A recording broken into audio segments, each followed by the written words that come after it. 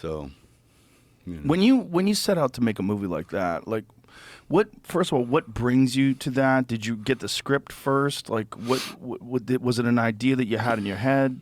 it was. It just came from in here, and I was working on something, and a buddy of mine said, "So what do you want to do next?" I said, man, I want to direct something, and I always want to direct a chase film." He said, "What kind of chase?" I said, "A foot chase." He said, "What?" I said, "Yeah, people chasing you. I mean, there's something kind of primal and scary about a foot chase." And I think in order to have a foot chase, you can't have a society where there's any kind of cars or anything like that. Otherwise, you have a car chase. But I want to film a foot chase like it's a car chase. And he said, "Oh." I said, "What are you thinking?"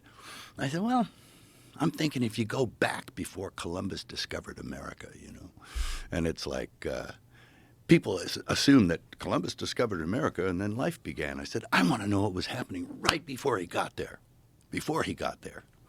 And I said, so I had this idea that you see all this stuff going on and there's no time period on it, and then all of a sudden you date it by the arrival of Europeans. And I thought it's kind of like the Rod Serling, Planet of the Apes. It's kind of a cool ending. And he said, "Oh, wow." And he said, "Where do you think Columbus landed?" I said, "Why not? Let's look."